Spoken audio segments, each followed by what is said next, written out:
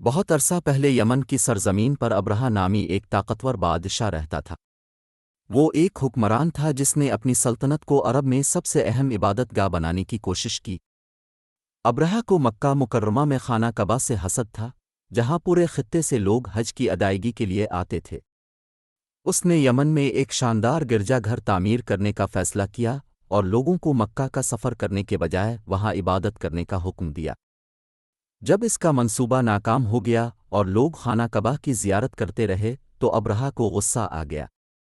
اپنے تکبر میں اس نے کعبہ کو تباہ کرنے کے لیے ایک بڑی فوج کے ساتھ مکہ کی طرف مارچ کرنے کا فیصلہ کیا، یہ سوچ کر کہ اس سے اس کا گرجا گھر عبادت کا مرکز بن جائے گا۔ ابرہہ نے ایک بہت بڑا لشکر جمع کیا جس میں طاقتور ہاتھی شامل تھے جن کی طرح عرب میں کبھی نہیں دیکھا گیا تھا۔ ان ہاتھیوں میں سب سے بڑے اور مضبوط ہاتھی کا نام محمود تھا۔ ابرہہ کا خیال تھا کہ کوئی بھی اس کی طاقتور فوج کو روک نہیں پائے گا، خاص طور پر ہاتھیوں کی قیادت میں۔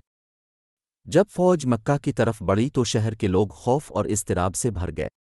وہ جانتے تھے کہ وہ اس طرح کی قوت کے خلاف اپنا دفاع نہیں کر سکتے، لیکن انہوں نے اللہ پر بھروسہ کیا، اس امید میں کہ وہ خانہ کعبہ کو نقصان سے بچائے گا۔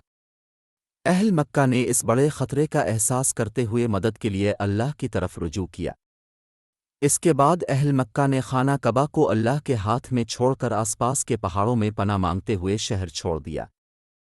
جب ابرہہ کی فوج مکہ کے مضافات کے قریب پہنچی تو کچھ غیر معمولی واقعہ پیش آیا۔ اچانک آسمان اندھیرا ہو گیا اور پرندوں کے جھنڈ، جنہیں ابابیل کے نام سے جانا جاتا ہے، اوپر نمودار ہوئے۔ ہر پرندے نے اپنی چونچ اور پنجوں میں چھوٹے چھوٹے پتھر اٹھائے ہوئے تھے۔ اللہ کے حکم سے پرندوں نے ابرہہ کی فوج پر پتھر گرانا شروع کر دیے۔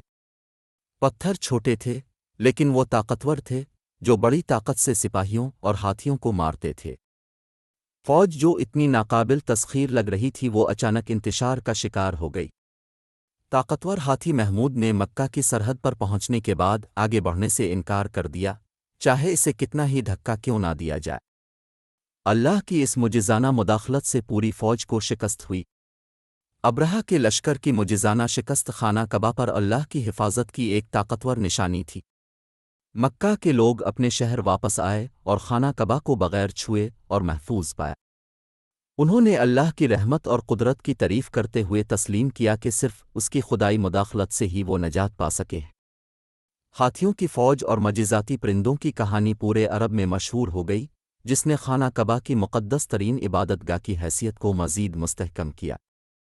یہ سب کے لیے ایک یاد دہانی تھی کہ کوئی طاقت چاہے کتنی ہی طاقتور کیوں نہ ہو، کوئی بھی چیز اللہ کی مرضی پر غالب نہیں آ سکتی۔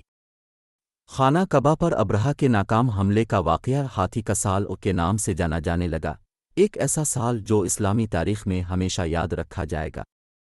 اسی سال حضرت محمد صلی اللہ علیہ وآلہ وسلم کی ولادت ہوئی، جو اس وقت کی اہمیت اور برکات کی ایک اور نشانی تھی۔